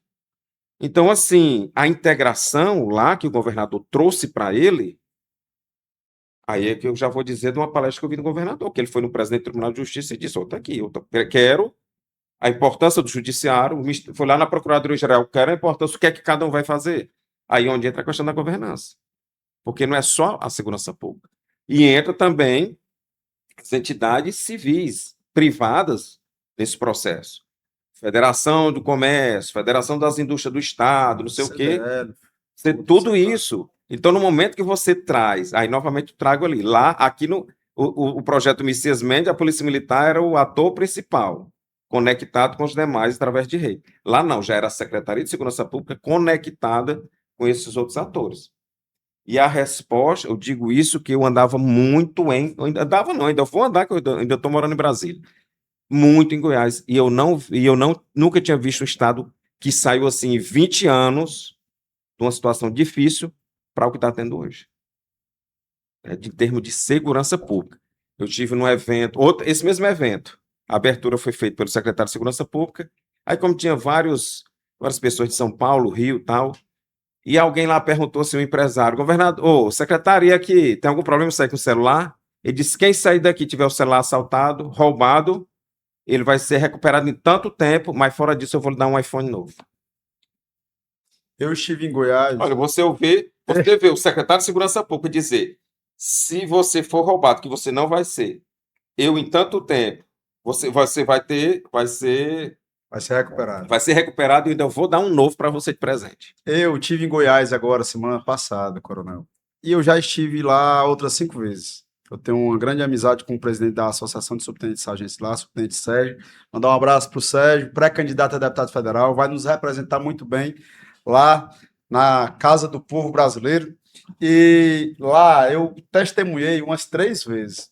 Estava lá no restaurante, a pessoa saiu e deixou o celular da mesa. E a mesa é a calçada ao lado da mesa. Rapaz, pô, é doido. Rapaz, não existe isso. Aí eu ficando reparando, eu já, pronto, para. Rapaz, alguém aqui eu vou ter que correr atrás do vagabundo, porque esse elemento irresponsável. Eu chamando o cidadão de irresponsável, porque ele deixou o celular em cima da mesa para ir no banheiro. E eu aqui, eu vou já ter que me levantar para correr atrás de um pilantra que vai pegar esse celular. Aí eu pensei, ou eu pego o celular e fica aqui comigo para entregar para ele. E aí o cara chegou muito tranquilo e não. Aí eu comentei com o cara, meu amigo, não se preocupe aqui, pode deixar. E aconteceu em outras 2 oportunidades algo semelhante. Então, eu não sei dos números, eu comentei isso no podcast lá em Goiás. Mas a sensação de segurança é algo surreal, é imaginável. As pessoas, elas têm esse sentimento. E eles verbalizam isso a todo momento, eles acreditam nisso. A segurança pública, os órgãos de segurança pública já passaram a ser pertencimento para eles. Uma certa vez, há 3 anos, quando eu cheguei lá, eu estava indo para Pirinópolis, né? Que é ali perto. E eu liguei para um amigo meu, estou em 10 horas da noite, tem algum risco que você venha em qualquer rodovia que não tem nenhum problema. 10 horas da noite. E a última, para você ver isso, é quando isso chega no cidadão. Eu cheguei domingo aqui em Fortaleza, quando eu peguei meu voo de Brasília para cá, coincidência, vi uma senhora aqui do Ceará, mas que mora há mais de 10 anos em Goiânia. Essa senhora veio, eu não lembro mais nem o nome dela, ela veio de Brasília até aqui, elogiando a segurança. Ela disse, olha, eu saio de casa, às vezes, 3 horas da manhã, ela disse que tem 2 cachorros lá, cães, né, que tem que chamar de cães. Eu já fui comandante do canil, aí se eu chamar de cachorro, vamos falar mal depois. Tem 2 cães em casa, certo? E aí ela disse que quando tem problema, pela madrugada ela leva para a clínica 24 horas e ela sai de boa com o telefone na mão, com o bolso e tudo isso. E aí chamar a atenção. Tá entendendo? Ó, quando você vê o cidadão, que não é nem de Goiás, a gente faz 2 horas de propaganda até aqui. E Goiás, o efetivo da Polícia Militar é menos de 12 mil policiais, 246 municípios e quase 8 milhões de habitantes. Então, calma aí, meu amigo. Por que é tão importante só contratar mais policiais e colocar policial na rua? Eu não vou dizer qual foi a época, mas foi muito próximo daqui, né? Foi depois do Coronel Alexandre. tinha os novos policiais, aí em determinada rua ali eu acho que foi Godofredo Maciel. Era 2 policiais em cada esquina assim. É soldado de chumbinho para ficar guardando o bairro de cada local. Então é um negócio que não dá para entender, né? Mas a gente tem que concluir, porque senão a gente vai passar. Não, O podcast vai é bom. ultrapassar 2, 3 horas e é assim, sensacional, coronel, o quanto o senhor tem de conhecimento. Eu já bebi o conhecimento o máximo possível aqui do senhor e é inesgotável, né? Então, fico muito grato e, com certeza, Major, Coronel Alckmar precisa novamente estar conosco aqui em outro podcast e, quem sabe, a gente possa elaborar um projeto Sim. para falar de forma mais técnica e também educativa sobre segurança pública aqui no Ceará. Já dou aqui esse spoiler aqui com o senhor. Quem sabe a gente não pode ter um programa relacionado a isso, específico, né, um tema tal, e trazer essa consciência para a área de segurança pública, para os agentes de segurança pública, para as autoridades constituídas e para a população de maneira geral. Sim, pode contar com o nosso apoio, né? Eu tô, como você é candango, né, que você me falou, eu também agora sou me naturalizando candango, né? Eu só fiz o caminho inverso. Sim, o caminho Eu inverso. só nasci lá. Com 4 anos de idade, eu vim para Crateús, no Ceará. Então, é como a gente disse aqui, estou pegando pau de arara ao contrário. Eu estou num processo de reserva. Vou continuar morando em Brasília, é uma cidade que eu sempre me recebeu muito bem. O pessoal, quando eu digo que sou daqui, estou morando lá e as Mas praias o e Padre tal. Cícero... Ah, mas o Padre Cícero continua, certo? Então, tanto que a gente vai levar essa estátua vai lá pra naturalizar Taguatinga, o Padre Cícero brasiliense. Isso. Então, assim, gosto muito da cidade e principalmente que, eu não vou dizer nas cidades administrativas ali, que a gente chamava de cidade satélite antigamente, mas o plano piloto ainda é muito seguro. E para a gente que é de segurança, não tem nada melhor de você sair de casa desarmado, né? Para um policial que é quase inexistente isso aqui no Eu Ceará. só ando Você desarmado porque sai, eu tenho Eu me que sinto nu se eu sair Pois é. desarmado. Lá em Mas se você pegar um Brasília, voo, é burocracia demais para levar exato, arma. lá em Brasília você sai desarmado, vai correr ali no parque da cidade, você vai no shopping, vai no canto, vai no outro. Então, assim, para você ver que Os você condomínios sente é tudo aberto. condomínio tudo aberto. Eu Você costumo chega lá dizer, no carro e já vai direto pro eu elevador. costumo Tem dizer, uma você quer cabinezinha entender sensação de segurança, você tem que ir no plano piloto de Brasília. Porque você vê que ali é uma cidade que não está preparada para roubos e tudo isso, Tá. né? E pelo menos do tipo de roubo que a gente está falando. E ali, porque ali é uma cidade e é bem receptiva. Então eu gosto, mas vou ficar nessa ponte Fortaleza, também porque minha família está aqui, né? E eu tenho que visitar minha família, minha Só mãe viria tá... para o Ceará se fosse para assumir uma secretaria de segurança Não, se pública. for para assumir alguma coisa boa, eu venho contribuir, mas não, eu continuo lá.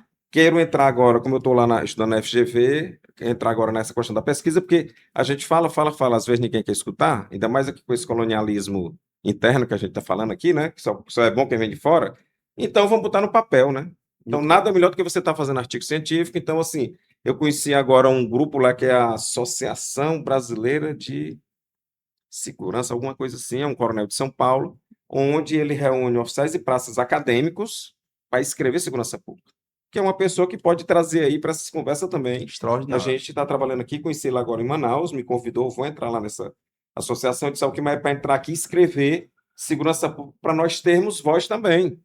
Porque você pega o acadêmico A, B ou C, a Senasp é cheio de acadêmicos, alguns com ranços da segurança pública, eu não sei como é que ainda traz esse povo para lá, certo? E tá lá gente no ensino, tá lá gente na política pública de segurança, tá lá gente não sei aonde, tratando de segurança pública do Brasil. O senhor está fazendo o caminho inverso do que a gente tem hoje na segurança pública. A gente pega muito estudo técnico de acadêmicos que não têm vivência nenhuma na área da segurança. Ou seja, o senhor tem muita vivência, muito conhecimento prático e teórico e técnico na segurança pública e vai para a academia agora para mostrar esse conhecimento também e trazer uma resposta para a crise que nós vivemos no Brasil, que é a pauta principal nas eleições de 2026, segurança pública. E a gente tem que tratar com seriedade. Ei, Major, rapaz, conversa longa. E aqui demoraria muito tempo, porque o homem é capacitado demais, é diferenciado. Comando final. Oficial qualificado e multiplicador. Rapaz, eu tô aqui buscando, já tem 350 palavras aqui, eu não estou conseguindo achar pela primeira vez o meu comando final, mas líder qualificado, empático e que busca resultado. Infelizmente, não temos pessoas do seu gabarito nas cúpulas da segurança pública do Ceará e nem do Brasil, mas quem sabe a gente possa ter a oportunidade de ter pessoas do seu nível, pelo menos aqui no nosso Ceará. Não, que a gente ainda tem gente boa. Costumo dizer que aqui nós temos gente boa. Alguns estão aí cansados já de falar, outros estão esperando oportunidades, né? Mas nós já temos muita gente boa aqui. O problema é que não é dado oportunidades a nível de alto escalão. Agora, exatamente, porque quando eu me recordo que o senhor e o coronel Alexandre estavam no comando e vi essa questão da necessidade de iniciar o TCO e tudo mais, mas quando você tem um delegado como secretário de segurança e tem um corporativismo dos delegados do Estado, aí você fica vendo que as pessoas não estão interessadas em resolver os problemas, estão interessadas em estar bem. E às vezes isso não chega nem no governador. Não chega. Normalmente é blindado. Aí dificulta, né? E aí pode colocar aqui efetivo ano atrás de ano e não vai resolver. Pode triplicar o efetivo. Não vai resolver porque, assim, digamos, está muito enraizado, né? Verdade. E qual o comando final do senhor?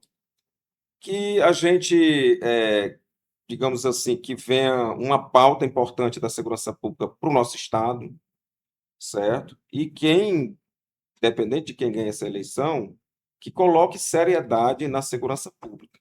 Porque, digamos assim, eu conheci todas esse caminho, que eu vi isso na Colômbia, certo? Então, assim, o caminho que está acontecendo hoje no Brasil é da toma da política. Porque jamais uma facção dessa do Brasil ela vai querer tomar o governo, certo? Ela jamais vai querer tomar o governo. Como acontece como o Estado Islâmico, né?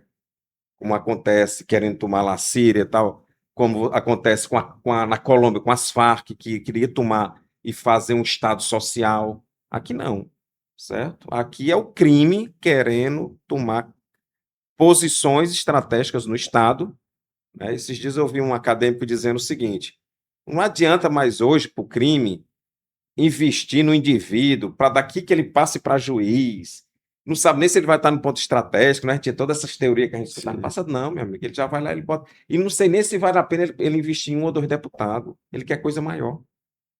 Então, assim, uma segurança pública, se ela não estiver integrada e com todos esses atores envolvidos nessa situação, nós vamos ser só mais um Estado criminoso. Extraordinário. Coronel, gratidão pela aula, pelos ensinamentos que o senhor nos trouxe nessa área tão sensível e fundamental para a democracia brasileira.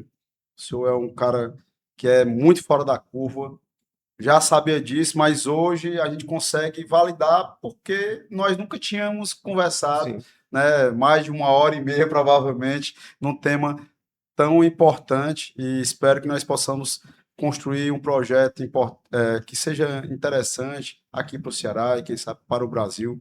O senhor tem currículo e, com certeza, vontade para fazer. Gratidão, Major Teles, e a vocês da TV Metrópole, que vão provavelmente assistir depois, e vocês que estão aí assistindo o nosso podcast Fala Comandante pelo celular. Eu me despeço temporariamente para falar com vocês novamente depois de outubro, por conta da lei eleitoral. Como já foi mencionado em outra hora, sou pré-candidato a deputado estadual e, por conta que esse programa passa na TV aberta, nós temos que seguir essas regras que são legítimas, concordo, e o tempo está curto também para que a gente possa nos apresentar para a população, porque a decisão foi tomada há pouco tempo e, obviamente, a minha principal base é a minha categoria, é a tropa. Quando eu falo tropa, é bem específico, é Polícia Militar, é Corpo de Bombeiros Militar, né, com todo respeito às outras forças de segurança.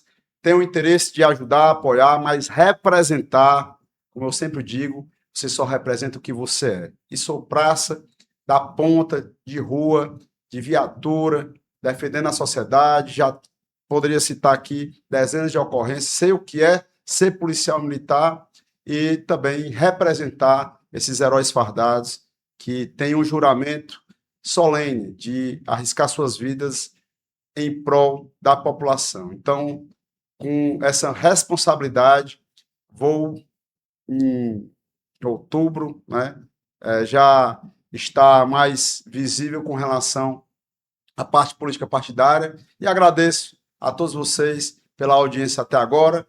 Esse cidadão vai ficar aqui na bancada, talvez sozinho, não sei se ele vai conseguir outro parceiro para liderar o Fala A Comandante. responsabilidade é grande, mas a gente abraça. E gratidão pela audiência de todos vocês e até outubro. Minha continência e meu respeito a Fala, todos. comandante.